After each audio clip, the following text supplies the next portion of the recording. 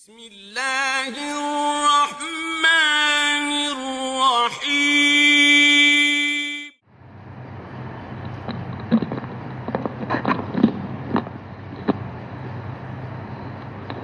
السلام علیکم ورحمۃ اللہ وبرکاتہ۔ بسم اللہ الرحمن الرحیم۔ عن عبد اللہ بن عباس رضی اللہ تعالی عنہما ان رسول اللہ صلی اللہ علیہ وسلم قال ما من رجل مسلم يموت فيقوم على جنازته 40 رجلا لا يشركون بالله شيئا الا شفعهم اللہ فیہ، رواہ مسلم۔ محترم حضرات،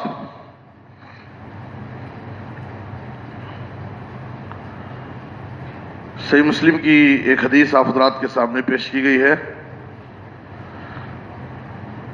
ایک انسان کی آخرت کی کامیابی کا دار و مدار توحید پر ہے۔ انسان توحید پرست ہو، اس کی زندگی شرک سے خالی ہو اور اسی پر اس کی موت ہو، تب جا کر کے وہ آخرت میں کامیاب ہوگا۔ اگرچہ اس کی زندگیوں میں کچھ گناہ ہوں، لیکن اگر اس کے پاس توحید ہے، توحید کی نعمت اسے حاصل ہے، تو اس کی مغفرت کی امید کی جا سکتی ہے۔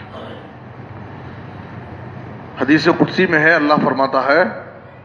یا ابن آدم لو اتیتنی بقراب الارض خطایا، بعض روایتوں میں لقیتنی بقراب الارض خطایا، اے ابن آدم اگر تو مجھ سے ملاقات کرے، میرے پاس اس حال میں آئے زمین بھر گناہ کر کے آئے، لیکن ان گناہوں میں اگر شرک کا گناہ نہیں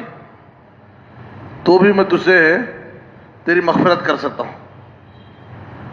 آخرت میں اللہ تعالیٰ کسی کافر اور کسی مشرک پر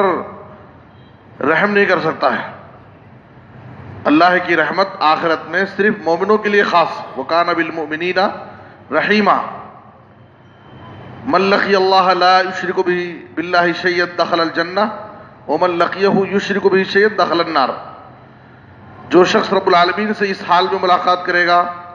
کہ اس نے اللہ کے ساتھ کسی کو شریک نہیں کیا تو جنت میں داخل ہوگا، اور جو اس حال میں ملاقات کرے گا کہ اس نے اللہ کے ساتھ کسی کو شریک کیا تو جہنم میں داخل ہوگا۔ تو معلوم یہ ہوا کہ آخرت کی کامیابی کے لیے توحید ضروری ہے، انسان کا شرک سے اس کی زندگی پاک ہونا ضروری ہے۔ یہاں تک کہ کسی کی سفارش حاصل کرنے کے لیے بھی اس بندے کا موحد ہونا ضروری ہے۔ اگر ہم کسی نبی کی سفارش حاصل کرنا چاہتے ہیں، ملائکہ کی سفارش حاصل کرنا چاہتے ہیں، اہل ایمان کی سفارش حاصل کرنا چاہتے ہیں، تو ہمیں توحید پرست ہونا ضروری ہے۔ اس حدیث کے اندر آپ صلی اللہ علیہ وسلم نے ہمیں تعلیم دی، صحیح مسلم کی حدیث ہے، اور اس حدیث کا پس منظر یہ ہے کہ عبداللہ بن عباس رضی اللہ تعالیٰ عنہ کے ایک بیٹے کا انتقال ہوا، مکہ سے قریب ہے، مقام قدید یا مقام عصفان میں۔ تو بیٹے کی موت کے بعد جب جنازے کا مسئلہ آیا تو انہوں نے قریب سے پوچھا اپنے شاگرد سے کہ دیکھو نماز جنازہ کے لیے لوگ کتنا جمع ہوئے ہیں، ان کی تعداد کتنی ہے لوگوں کی، اندازہ لگاؤ کیا 40 لوگ جمع ہو گئے ہیں؟ تو قریب نے کہا کہ ہاں 40 سے بھی زائد لوگ جمع ہو گئے۔ تو کہا کہ ٹھیک ہے، میت کو نماز جنازہ کے لیے لے کر نکلو۔ اس کے بعد عبداللہ بن عباس رضی اللہ عنہ نے یہ حدیث پیش کی کہ میں نے رسول اللہ صلی اللہ علیہ وسلم سے فرماتے ہوئے سنا کہ آپ نے کہا ما من رجل مسلم يموت فيقوم على جنازته 40 رجلا لا يشركون بالله شيئا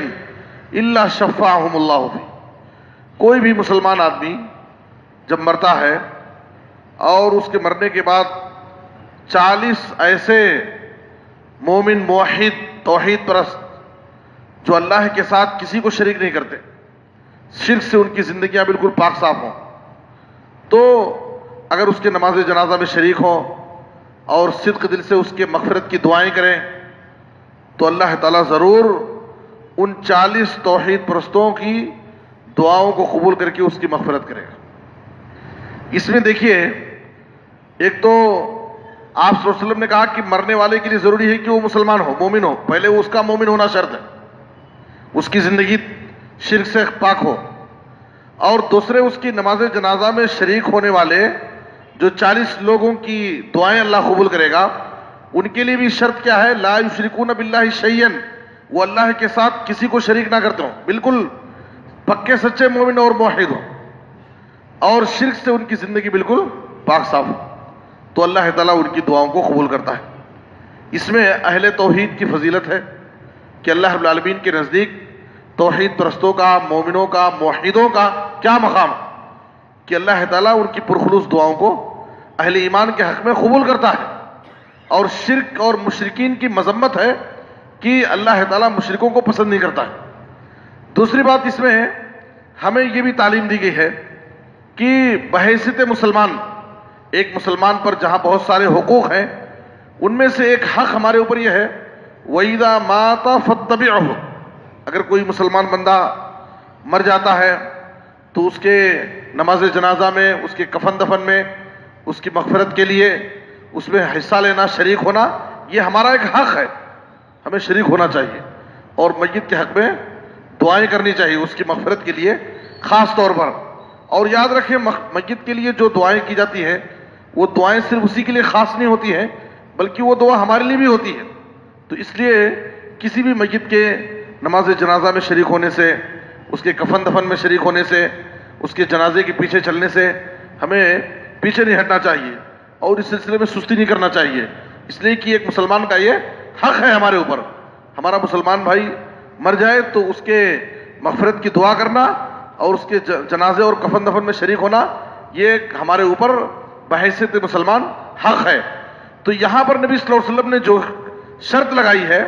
کہ 40 لوگ اس کی نماز جنازہ میں شریک ہو اور اس کی مغفرت کے لیے دعا کرے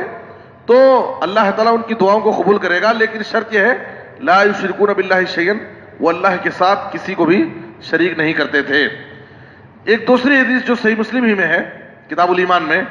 وہاں پر بھی اگر آپ غور کریں گے، نبی صلی اللہ علیہ وسلم کی سفارش قیامت کے دن آپ صلی اللہ علیہ وسلم کی سفارش حاصل کرنے کے لیے آپ صلی اللہ علیہ وسلم نے کہا لِكُلِّ نَبِيٍّ دَعْوَةٌ مُسْتَجَابَةٌ فَتَعَجَّلَ كُلُّ نَبِيٍّ دَعْوَتَهُ وَإِنِّي اخْتَبَأْتُ دَعْوَتِي شَفَاعَةً لِأُمَّتِي يَوْمَ الْقِيَامَةِ فَهِيَ نَائِلَةٌ إِنْ شَاءَ اللَّهُ مَن مَّاتَ مِنْ أُمَّتِي لَا يُشْرِكُ بِاللَّهِ شَيْئًا۔ یہ بھی صحیح مسلم کی حدیث ہے۔ آپ صلی اللہ علیہ وسلم نے کہا کہ ہر نبی کو اللہ تعالیٰ نے ایک مقبول دعا کے لیے اختیار دیا، ایک ایسی دعا جس کی قبولیت یقینی ہے، ضرور اللہ اس دعا کو قبول کرے گا۔ ہر نبی کو اللہ تعالیٰ نے اس کا اختیار دیا، تو ہر نبی نے جلدی کیا اور اس دعا کا استعمال کر لیا، وہ دعا کر لیے اور وہ دعا ان کی قبول ہو گئی۔ نبی صلی اللہ علیہ وسلم نے کہا کہ میں نے اس دعا کو اپنی امت کے لیے چھپا کر باقی رکھا ہے، میں وہ دعا استعمال نہیں کیا، میں وہ دعا قیامت کی دن جب سب بڑے بڑے پیغمبر اپنا دامن جھاڑ دیں گے اور اللہ کے پاس سفارش کرنے کے لیے تیار نہیں ہوں گے اللہ کے غضب اور جلال کی وجہ سے، اس وقت وہ دعا کا میں استعمال کروں گا، اور میں عرش کے نیچے جا کر کے اللہ کے سامنے سجدے میں گروں گا اور اس وقت اللہ سے دعا کروں گا، تو اللہ تعالیٰ میری دعا کو قبول کرے گا اور میری امت کے حق میں مجھے سفارش کی اجازت دے گا۔ وہاں پر نبی صلی اللہ علیہ وسلم نے کہا کہ قیامت کے دن میری سفارش میری امت کے ان لوگوں کو حاصل ہوگی جو اللہ کے ساتھ کسی کو شریک نہیں کریں گے۔ وہاں بھی نبی صلی اللہ علیہ وسلم نے یہ شرط لگائی ہے کہ قیامت کے دن میری سفارش کو حاصل کرنے کے لیے ضروری ہے کہ اس کی زندگی شرک سے پاک صاف ہو، اس کی موت توحید پر ہو۔ تو اس میں ہمیں توحید کی اہمیت معلوم ہوتی ہے اور شرک کی مذمت ثابت ہوتی ہے کہ ایک انسان کی زندگی میں توحید کا کیا مقام ہے، اور شرک کتنی بری چیز ہے کہ آخرت کی کامیابی کے لیے، یہاں تک کہ نبیوں کی سفارش کے لیے بھی ہمیں ہر طریقے سے شرک سے اپنے آپ کو بچانا ہے اور توحید کی حفاظت کرنا ہے۔ اس لیے ہمیں چاہیے کہ ہم اپنی زندگی میں جس توحید کو ہم نے حاصل کیا ہے اور جو توحید اللہ کے فضل اور اس کی توفیق سے ہمیں حاصل ہوئی ہے، ہم اس توحید کی قدر کریں، اس کی حفاظت کریں اور زندگی کی آخری سانس تک اس توحید پر قائم رہیں اور اس توحید کو شرک کے چور دروازوں سے بچانے کی کوشش کریں تاکہ ہماری زندگیوں میں کہیں شرک داخل نہ ہو جائے اور ہم ان خوش نصیبوں سے کی لسٹ سے باہر ہو جائیں۔ اللہ سے دعا ہے کہ اللہ تعالیٰ ہمیں توحید پر ہر حال میں قائم دائم رکھے اور شرک سے بچنے کی اللہ ہمیں توفیق دے۔ آمین تقبل یا رب العالمین، وصلی اللہ علی نبینا محمد و آلہ وصحبہ اجمعین۔